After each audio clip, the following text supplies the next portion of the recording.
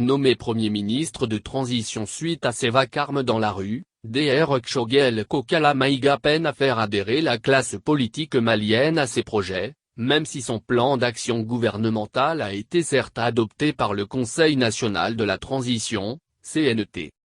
Dans ce plan d'action du gouvernement, qui constitue la feuille de route de la transition, il propose un certain nombre de mesures lesquelles, dit-il, forment la thérapie nécessaire à la crise multidimensionnelle que traverse le pays depuis une décennie. Parmi ces mesures, la sécurisation du pays, les réformes institutionnelles, l'organisation des élections mais aussi et surtout, l'organisation d'assises nationales de la refondation, adopté par le Conseil de transition. Le PAG présenté par le Premier ministre ne fait pas l'unanimité au sein de la classe politique et cela, pour plusieurs raisons.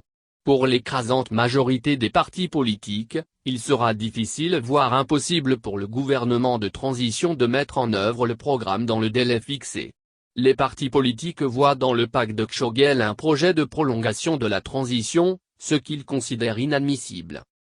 Regroupés dans un cadre d'échange pour une transition réussie au Mali, plus d'une vingtaine de partis politiques s'opposent à certaines initiatives sombres du Premier ministre et exigent qu'il se concentre sur la sécurité et l'organisation des élections et d'abandonner les réformes institutionnelles et politiques ainsi que l'organisation des assises nationales de la refondation, lesquelles pourraient être conduites par un régime légal et légitime. Autrement dit, ces partis politiques du cadre d'échange pour une transition réussie n'adhèrent pas au projet d'organisation des assises nationales de refondation qu'ils considèrent comme des assises de trop. Pour ces partis politiques, le dialogue national inclusif (DNI), organisé par le régime défunt d'IBK a déjà clairement posé le diagnostic et identifié tous les problèmes dont souffre le Mali. Aussi, les recommandations issues du DNI demeurent valables aujourd'hui pour une sortie de crise. De l'avis de nombre d'observateurs, en proposant l'organisation d'autres assises nationales, le Premier ministre entend jouer à la prolongation de la transition. Sans compter que ces assises entraîneront un gâchis financier pour le trésor public qui est déjà désespérément vide.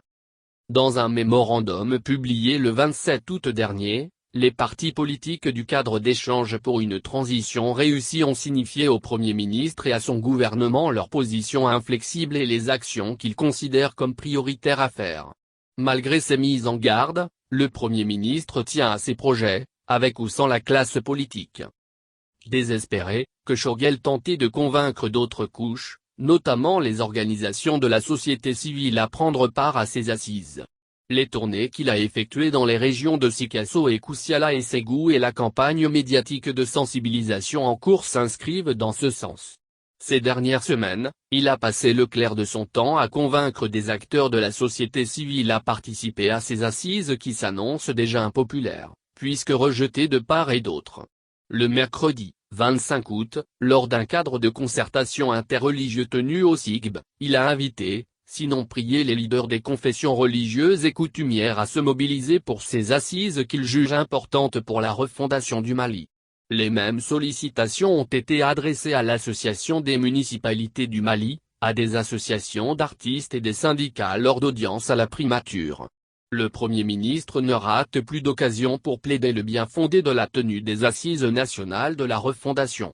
Mais quelle sera la légitimité de ces assises sans l'adhésion ou la participation de la classe politique malienne? Le refus de la classe politique à prendre part à ces assises jugées inopportunes ne présage-t-il pas un échec? Ces interrogations interpellent les autorités de la transition à se ressaisir et à revoir leur copie, du moins, si elles veulent bénéficier de l'accompagnement de l'ensemble des Maliens et réussir à conduire cette transition à bon port.